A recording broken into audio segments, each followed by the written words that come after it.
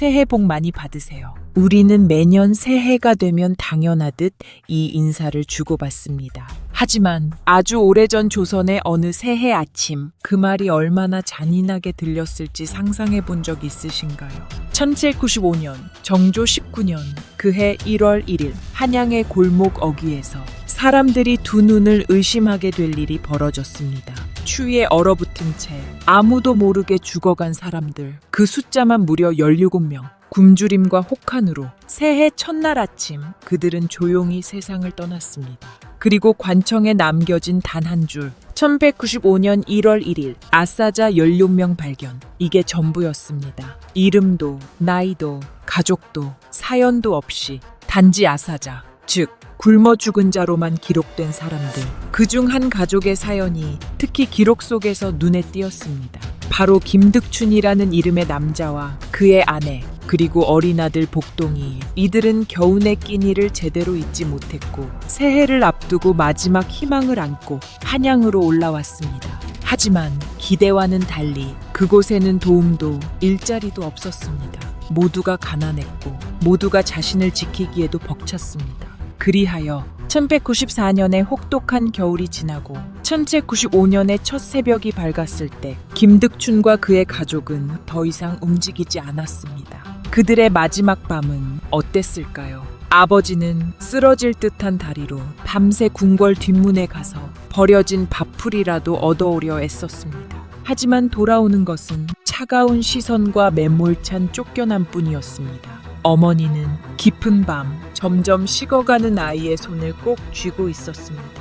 자신의 천을 마지막까지 아이에게 나눠주기 위해 옷을 벗어 아이에게 덮어주고 아무 말 없이 그 품에서 조용히 숨을 거두었습니다. 그리고 복동이는 어머니의 품 안에서 조용히 잠들었습니다. 더는 배고프지 않고 더는 춥지 않은 그곳으로. 이렇게 한 가족이 새해 첫날 아침 세상에서 사라졌습니다. 하지만 문제는 이 가족이 특별하지 않았다는 것입니다.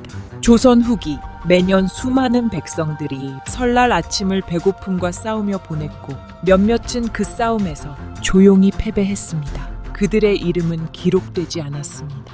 그들의 죽음은 통계 속 숫자일 뿐입니다. 그리고 그 숫자는 다음 해에도 그 다음 해에도 계속해서 반복되었습니다. 김득춘의 가족에게도 처음부터 절망만 있었던 것은 아니었습니다. 지금처럼 모든 것이 무너지기 전 그들에게도 설날이라 부를 수 있는 하루가 있었습니다. 집은 비록 초라했습니다. 비가 오면 지붕에서 물이 떨어졌고 겨울이면 바람이 틈새로 파고들었습니다. 하지만 그 안에는 사람의 온기가 있었습니다. 설날이 다가오면 김득춘은 며칠 전부터 조금씩 쌀을 아껴두었습니다. 평소에는 조와 보리를 섞은 묽은 죽으로 연명했지만 설날만큼은 아이에게만큼은 흰 쌀밥 한 그릇을 먹이고 싶었기 때문입니다. 아내는 해진 옷을 꿰매고 또 꿰맸습니다. 복동이의 저고리는 형체만 남아 있었지만 어머니는 그 옷을 손에 쥐고 밤마다 바느질을 멈추지 않았습니다. 설날엔 새 옷이 아니어도 돼.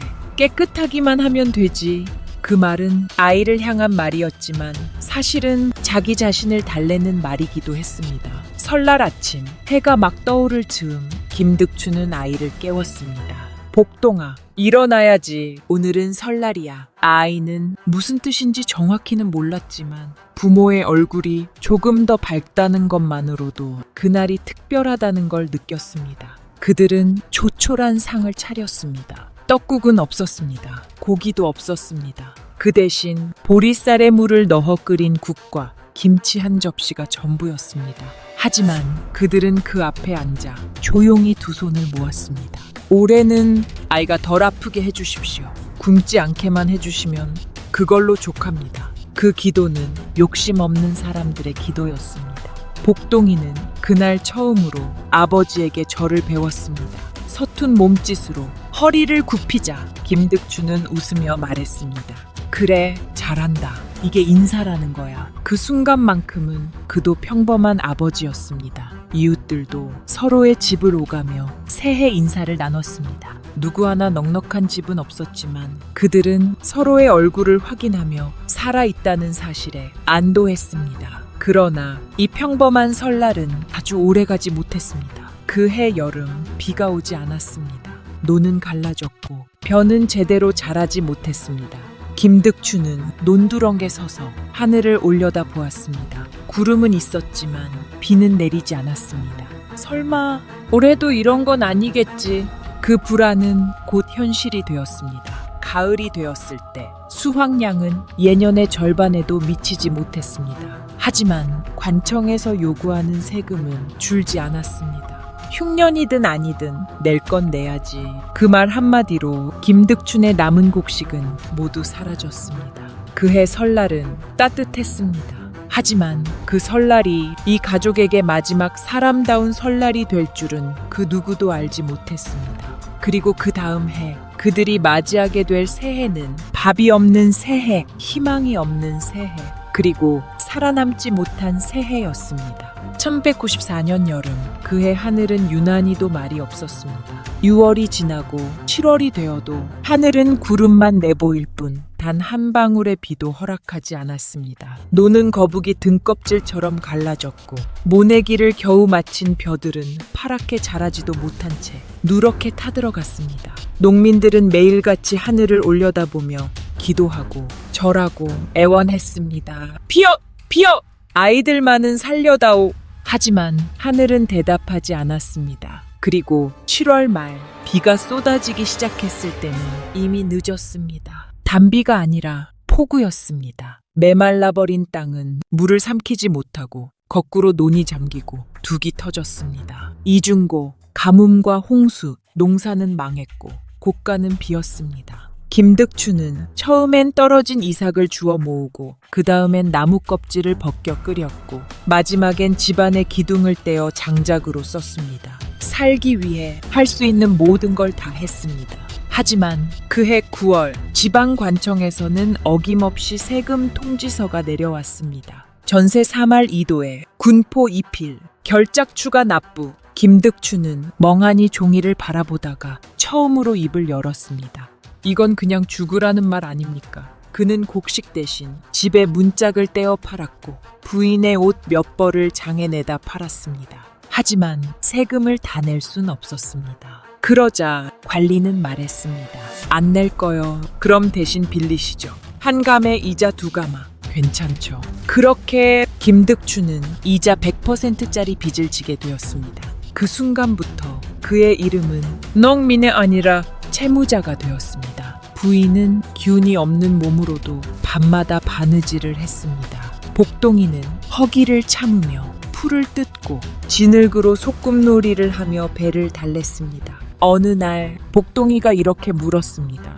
빠, 올해는 떡국 먹을 수 있어요. 김득추는 대답하지 못했습니다. 입을 열었다간 눈물이 터질 것 같았습니다. 이웃집도 마찬가지였습니다. 어제까지 함께 웃던 노인이 다음 날엔 쌀 한 톨이 없어 굶어 죽고 그 시신은 서둘러 마당에 묻혔습니다. 제사도 관도 없었습니다. 그저 하나 줄었다는 안도감만 남았습니다. 이제 그 마을엔 웃음이 사라졌습니다. 밤이 되면 아이 울음소리만 멀리서 들려왔고 어른들은 말없이 고개를 떨구고 있었습니다. 그해 가을 마을 어귀에 붙은 종이에 이렇게 쓰여 있었습니다. 1194년 조선 전역 흉년 선포 상경하여 구휼청으로 모일 것. 김득추는 마지막 희망을 품고 그 종이를 찢어 가슴에 넣었습니다. 서울에 가면 뭔가 방법이 있을지도 몰라. 그리고 며칠 뒤 그는 가족의 손을 잡고 한양으로 향했습니다. 하지만 그 여정은 희망으로 향한 길이 아닌 더 깊은 절망으로의 추락이라는 걸 그는 아직 몰랐습니다. 김득춘 가족이 한양에 도착했을 때 도성의 문은 이미 수많은 사람들로 가득 차 있었습니다. 그들 모두는 같은 얼굴을 하고 있었습니다. 굶주림, 비로, 그리고 마지막 희망. 사람들은 말했습니다. 서울엔 구휼청이 있다더라. 왕이 백성을 굶기진 않겠지. 여기만 오면 살 수 있을 거야. 그 말들은 서로를 속이기 위한 주문처럼 끝없이 반복되었습니다.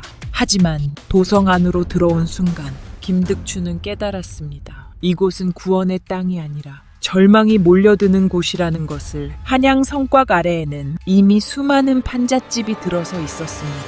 천으로 덮은 움막, 부서진 기와를 얹은 오두막, 아예 벽조차 없는 바람막이뿐인 공간. 그곳에 사람들이 서로 몸을 붙이고 짐승처럼 웅크린 채 살고 있었습니다. 아이들은 맨발로 흙을 밟고 다녔고 노인들은 길가에 앉아 하루 종일 하늘만 바라보고 있었습니다. 어제까지 살아있던 사람이 오늘은 아무 말 없이 길가에 누워있는 풍경도 이제는 낯설지 않았습니다. 김득추는 매일 새벽 도성안을 돌아다니며 일자리를 찾았습니다. 짐을 나르는 일, 땔감을 패는 일, 심지어 사람이 싫어하는 하수구 청소까지도 마다하지 않았습니다. 하지만 그날 먹고 살기조차 벅찼습니다. 어떤 날은 아무 일도 얻지 못한 채 해가 졌습니다. 그는 빈손으로 돌아와 아이의 얼굴을 볼 수 없어 고개를 숙였습니다. 아내는 도성 근처에서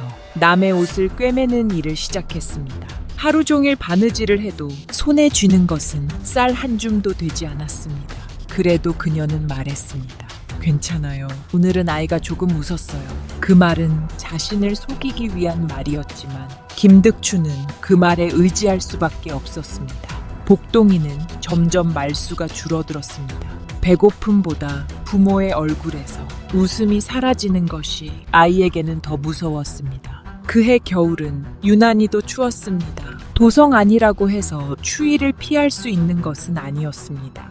판잣집 사이로 찬 바람이 그대로 파고들었고 밤마다 사람들은 서로의 천에 의지해 겨우 눈을 붙였습니다. 그날 밤 김득추는 마지막 결심을 했습니다. 궁궐 뒤편 사람들이 몰래 음식을 얻으러 간다는 그곳으로 가보기로 한 것입니다. 혹시라도 남은 밥 한 숟갈이라도. 그는 자신이 무엇을 하러 가는지 너무도 잘 알고 있었습니다. 자존심을 버리는 일이었고 어쩌면 다시는 돌아오지 못할 수도 있는 길이었습니다. 하지만 아이의 얼굴이 그를 그 길로 밀어냈습니다. 그날 밤 눈발이 날리기 시작했습니다. 김득추는 얇은 옷 하나 걸친 채 어둠 속으로 천천히 사라졌습니다. 아내는 아이를 꼭 끌어안고 문가에 앉아 밤이 새도록 기다렸습니다. 금방 돌아올 거야. 금방. 하지만 그 금방은 끝내 오지 않았습니다. 이제 이 가족 앞에 남은 것은 선택이 아닌 운명뿐이었습니다. 1194년 12월의 끝자락, 한양에는 첫눈이 내렸습니다.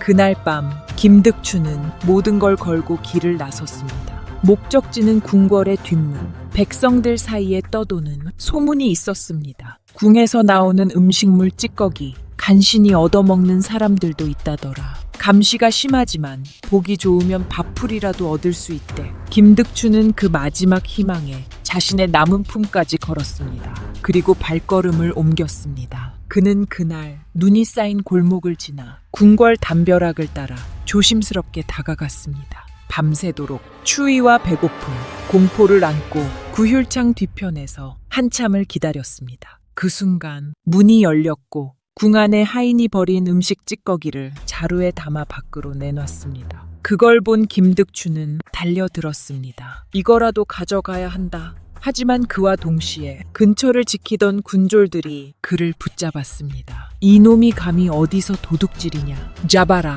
그는 변명할 시간도 없이 끌려가 곤장으로 맞기 시작했습니다. 눈은 이미 흐려졌고 입에서는 피가 흘렀습니다. 전 굶주린 백성입니다. 아이가 기다리고 있습니다. 하지만 그의 목소리는 밤바람에 묻혀 사라졌고 아무도 듣지 않았습니다. 그는 그렇게 궁궐 뒤편 담벼락 아래 몸을 웅크린 채 조용히 쓰러졌습니다. 돌아올 수 없게 되었습니다. 그 시각 집에서는 아내와 복동이가 그를 기다리고 있었습니다. 부인은 계속 문 쪽을 바라보았습니다.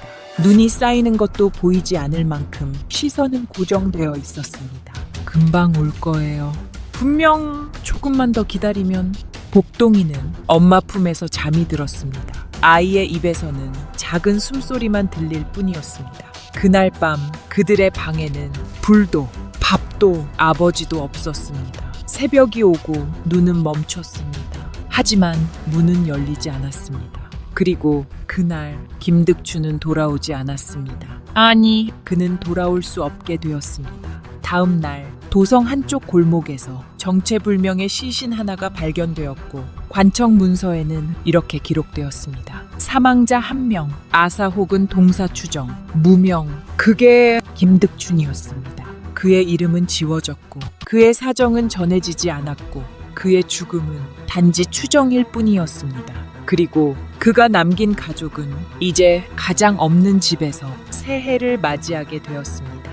그날 밤 문은 끝내 열리지 않았습니다. 김득춘은 돌아오지 않았고 그를 기다리던 방 안엔 오직 추위와 정적만이 가득했습니다. 아내는 더는 말을 하지 않았습니다. 그녀는 이미 알고 있었습니다. 무슨 일이 일어났는지를 이제는 기다리는 것이 아니라 받아들여야 한다는 것을 그녀는 아이를 바라보았습니다. 복동이는 말없이 조용히 엄마 품에 안겨 있었습니다. 눈은 충혈되어 있었고 얼굴은 창백했습니다. 이 아이는 아직 살아있다. 그 생각 하나만이 그녀를 붙들고 있었습니다. 밤은 깊어갔습니다. 벽 틈새로 스며든 바람이 바닥에 집조차 얼려버렸습니다. 입김은 하얗게 흩어졌고 손끝은 점점 감각을 잃어갔습니다. 그녀는 아이를 꼭 끌어안았습니다. 입술로 아이의 이마를 감쌌고 자신의 겉옷을 벗어 복동이에게 덮어주었습니다. 복동아, 괜찮아. 조금만 참자. 아빠는 곧 올 거야. 하지만 그녀는 알고 있었습니다. 남편은 이미 돌아올 수 없는 사람이라는 걸. 그렇기에 이 품이 아이에게 줄 수 있는 마지막 옹이라는 것도 알고 있었습니다. 그녀는 아이를 품에 더 깊이 끌어당겼습니다. 등과 팔, 온몸으로 복동이를 덮었습니다. 그러고는 조용히 눈을 감았습니다. 이 아이만은 살아야 하니까. 그 새벽 그녀는 그렇게 자신의 천을 모두 아이에게 남긴 채 조용히 세상을 떠났습니다. 아침이 밝았습니다. 1795년 정월 초하루 새해 첫날 도성 골목 어귀 쌓인 눈 위에서 사람들이 작은 움막 안에서 벌어진 광경을 발견합니다. 어머니는 이미 숨이 멎어 있었고 그 품 안에 안겨있던 아이 복동이만이 살아 있었습니다. 그 아이는 입술이 새파랗게 질렸지만 미세하게 숨을 쉬고 있었습니다. 관청 기록에는 이렇게 쓰였습니다. 아사 혹은 동사 추정 여성 1명 발견, 품 안에 생존한 아이 1명 구조, 이름도 관계도 남기지 않았습니다. 그저 여성과 아이일 뿐. 그들의 이름은 지워졌지만 그녀가 마지막으로 한 선택만은 그 어떤 역사보다 깊은 울림으로 남았습니다. 복동이는 살아남았습니다. 어머니의 품속에서 작은 생명 하나가 겨우겨우 숨을 붙들고 그 새해 아침을 맞이했습니다. 관청은 아이를 데려갔습니다.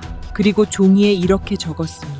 무명아이 1명 구조, 추정 3, 4세, 후속 처리 예정, 이름 없음, 출신 없음, 배경 없음, 단지 무명아이. 복동이라는 이름조차 기록되지 않았습니다. 아이의 생존은 그 자체로 기적이었지만 그 이후는 아무도 신경 쓰지 않았습니다. 누가 그를 키웠는지, 어디로 보내졌는지, 그 삶이 어떻게 이어졌는지는 역사 어디에도 남아있지 않습니다. 하지만 복동이만이 아니었습니다. 그 해 겨울, 그리고 다음 해 봄까지 조선의 각지에서는 수많은 이들이 기록되지 않은 채 사라졌습니다. 공식 실록에는 1194년 기근으로 인한 피해라는 제목 아래 이렇게 쓰여 있습니다. 피해 가구 수 미상, 사망자 통계 불확실, 지방보고 누락다수, 구휼 요청 쇄도, 한 줄 요약, 정확히는 모른다. 이름 없는 이들의 죽음은 수치로 계산되지 않았고 정책으로 반영되지 않았고 오직 그 마을, 그 가족 안에서만 작은 흔적을 남겼습니다. 하지만 그 흔적마저도 세월이 흐르며 지워졌습니다. 누가 김득춘을 기억합니까? 누가 복동이 어머니의 마지막 선택을 말해줍니까? 없습니다. 오직 입에서 입으로 전해지는 몇 줄의 이야기뿐. 그렇다면 묻고 싶습니다. 조선은 누구의 역사입니까? 왕과 신하의 일기인가요? 실록과 교서, 명령문 속 글자들인가요? 아니면 눈 내리던 밤 한 아이를 살리기 위해 자신을 덮은 어머니의 품은 역사가 아닌가요? 복동이의 이름이 기록되지 않았다는 사실은 곧 당시 수많은 백성들의 삶이 기록될 가치가 없었다는 판단을 의미합니다.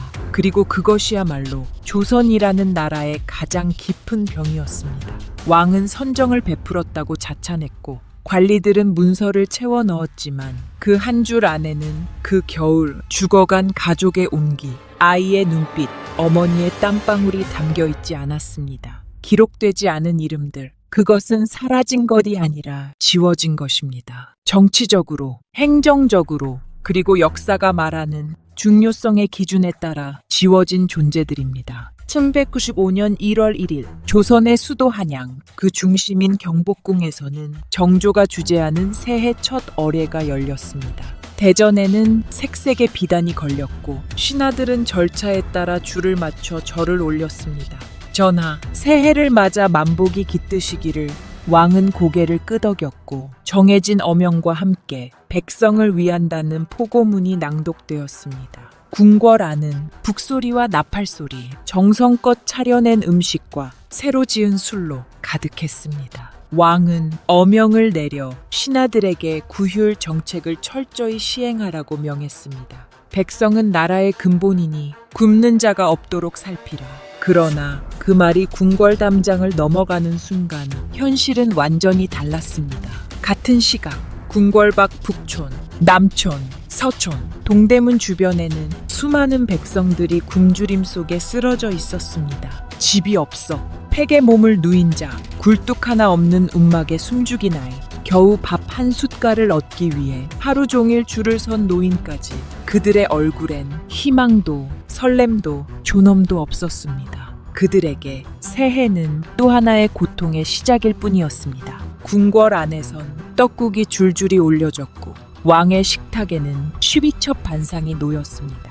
가자미찜, 꿩고기편, 녹두전, 흑임자죽, 도라지 무침, 모두 조리관들이 밤새 준비한 진미였습니다. 그 음식들 일부는 먹히지도 않은 채 그릇째 치워졌고 남은 음식은 뒷문으로 몰래 빠져나가 관리들의 집으로 사라졌습니다. 그렇다면 묻고 싶습니다. 그 음식 중 단 한 숟갈이라도 밖에 있는 복동이에게 갔더라면 그 어머니가 죽지 않았을 수도 있지 않았을까요? 왕이 내린 어명이 한 줄 통문으로 찍혀 내려오기 전 이미 17명은 죽었습니다. 그 죽음이 궁궐로 보고되었을 땐 이미 그들은 단지 숫자였습니다. 어명은 늦게 도착했고 지방의 관리는 구휼을 실행하기보단 보고서를 작성했습니다. 그 해 정조는 선정을 베풀었다고 칭송을 받았고 실록에는 임금께서 백성을 생각하사 구휼을 정비하시고 흉년을 넘기셨다라고 남았습니다. 하지만 정작 백성들은 죽었습니다. 보고되지 않은 수많은 이들이 골목에서, 냇가에서, 지붕 아래에서 조용히 숨을 멈췄습니다. 그 누구도 그들의 이름을 묻지 않았고 그들의 사연을 남기지 않았습니다. 왕의 만찬이 끝나고 불이 꺼진 그 밤, 성 밖에선 또 하나의 움막이 조용히 무너졌습니다. 백성을 굶기지 말라. 왕은 그렇게 명했고 관리들은 예라고 답했습니다. 각 고을에는 구휼미가 내려졌고 정해진 곳에 죽을 나눠주는 공포장이 설치되었습니다. 이 죽은 나라가 내린 은혜이니 2그릇 이상 받아가지 말라. 하지만 그 죽을 받기 위해선 수십 리를 걸어야 했고 줄을 서는데 하루가 걸렸고 막상 도착했을 땐 죽통이 바닥을 드러냈습니다. 복동이도 어머니를 잃은 이후 한 노파의 손에 이끌려 공포장을 찾았습니다. 그 아이는 말도 없이 줄 끝에 섰습니다. 옷은 얇았고 입술은 터졌으며 발은 맨발이었습니다. 사람들은 그를 지나치며 잠시 눈길을 주다가 곧 잊었습니다. 복동이 앞에서 죽소티 기울어졌고 분주히 죽을 푸던 손이 멈췄습니다. 오늘은 여기까지야. 남은 건 없어. 내일 와. 사람들은 흩어졌고 복동이는 그 자리에 가만히 서 있었습니다. 배는 고팠지만 이제 기다리는 법도 기대하는 법도 잊은 듯 보였습니다. 구휼이라는 말은 실제 그들에게 구원이 아니라 기다림의 다른 말이었고 제도라는 이름의 공허한 약속이었습니다. 왜 그랬을까요? 왜 조선의 구휼은 늘 이토록 모호하고 허술했을까요? 첫째, 예산이 부족했습니다. 해마다 반복되는 흉년에 국가 재정은 이미 바닥났고 벼슬아치들의 착복은 그 틈을 더 크게 만들었습니다. 둘째, 운영 인력이 없었습니다. 공포장마다 죽을 푸는 이는 노인, 노비 혹은 벌을 받은 자들 뿐이었고 감시는 느슨했고 분배 기준은 선착순이었습니다. 셋째, 기록을 위한 구휼이었습니다. 보고서에는 옹금명에게 배식 완료라는 도장이 찍혔고 중요한 건 실제 배급이 아닌 보고의 완료 여부였습니다. 넷째, 그 누구도 백성을 가까이서 보지 않았습니다. 왕은 궁궐에서, 관리는 관에서, 백성은 줄 끝에서 서로의 얼굴을 본 적이 없었습니다. 그렇게 복동이처럼 줄 끝에 선 아이들은 점점 사라졌습니다. 누구는 넘어졌고, 누구는 앉아버렸고, 누구는 다시 일어나지 않았습니다. 공식 보고에는 이렇게 쓰였습니다. 겨울 3개월간 서울 외곽 구휼 대상 300명 중 198명 미도착 혹은 실신.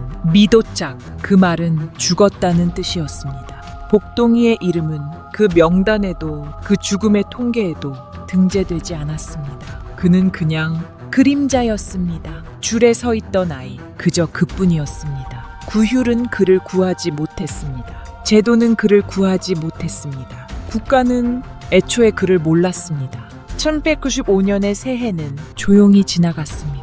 궁궐의 종은 울렸고 관청의 문서는 정리되었으며 도성 안팎의 골목에서는 또 다른 하루가 시작되었습니다. 그러나 그 새해를 맞이하지 못한 사람들이 있었습니다. 이름 없이, 기록 없이, 기억 없이 그들은 그저 그해 겨울을 넘기지 못했을 뿐이었습니다. 김득춘, 그의 아내, 그리고 아이 복동이, 이 세 이름은 역사책에 남아있지 않습니다.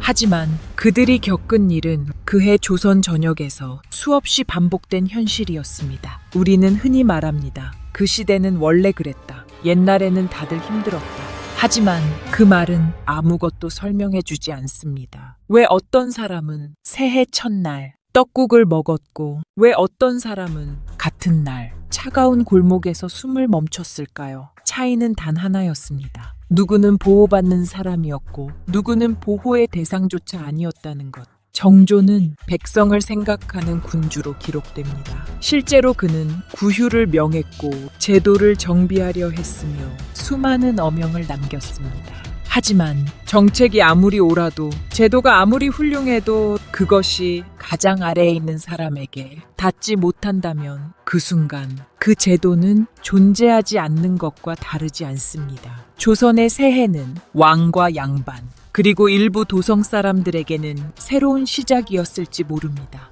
그러나 대다수의 백성에게 새해는 그저 또 하나의 겨울이었습니다. 이 이야기가 1195년에만 머물러 있다고 생각하지 않으셨으면 합니다.